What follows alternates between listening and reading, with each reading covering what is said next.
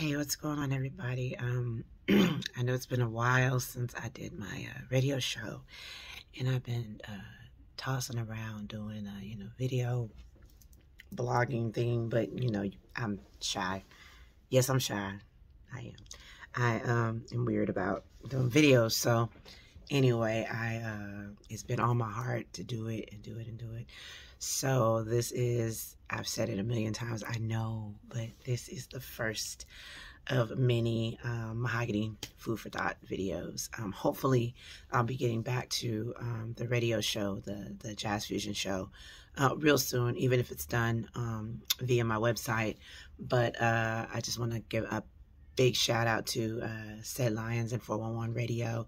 I've been knowing them a long time, and I know things change, but I just really want to say thanks for the opportunity to do the show on 411. And but anyway, so today the food for thought is contagion.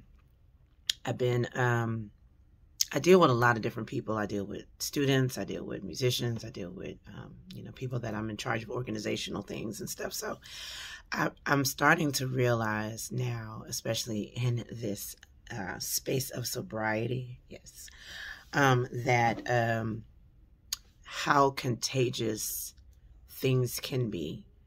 Not just, like sometimes we have this weird hive behavior as people where like if you say you're standing in a room and someone cuts out running, right? You're going to cut out running too, right? You're going to be like, what's going on, man? I got to go. So you're going to run because they ran, and then everybody's going to start running. And that's that kind of hive thinking that we have. Well, we do the same thing with positive things that happen in our lives. We do the same thing with negative things. And for whatever reason, the negative things tend to get more attention. And I was reading about this. Why do these things get more attention? Because our fight or flight tendency is a big deal. So when you see something negative, you pay attention to that because you're trying to decide, how do I respond to this? Do I protect myself? Do I run? Do I fight? So in society, out of habit, we present negative things, and we linger in negative spaces a lot. Someone posts something good on Facebook about some successful thing, that might get 100, 200, 300 likes, but let somebody have a fight or something happen catastrophic or something like that, it gets thousands of likes and oohs and ahs. And so what I'm working on now, and what I want to offer is, are you aware of your tendency to be impressionable? Are you willing to admit that you need to strengthen your own ability to stand on your own 2 feet and make your own decisions and not be a part of that hive behavior or a part of what the masses is doing. So that is something I'm personally working on, just because I'm around a lot of people. I get a lot of information pulling me in different directions.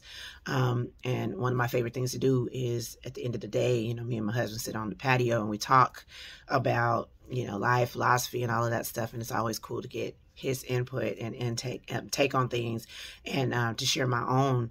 But also at the end of the day, I really love the fact that we are still very individual when it comes to how we kind of know ourselves and what pumps us up and what motivates us.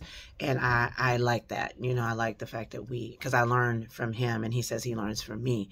And so the food for thought today is contagion. And it's, like when you see cheerleaders and, it starts at one end and it goes down to the other end and then it comes back. And, that's a great example of how we think and how we implement information in our lives.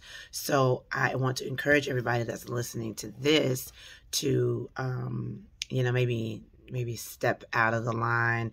Don't be the next one in line that catches the hype, that catches that hive behavior, but know where you're going, know what you're trying to accomplish. It's okay to be educated. It's okay to learn. It's okay to even mess up.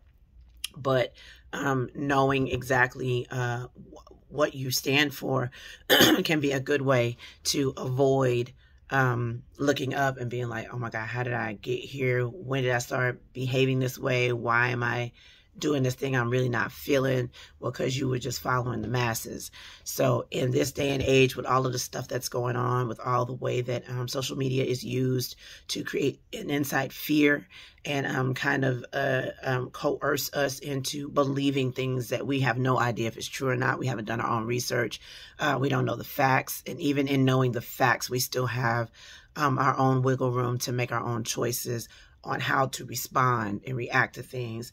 I want to encourage everybody today on this video, as I start this series of Food for Thought, is to not be a part of the contagion, not be a part of the hype. Stand your own ground, know your own rules, make your own rules, and don't be so easily waved.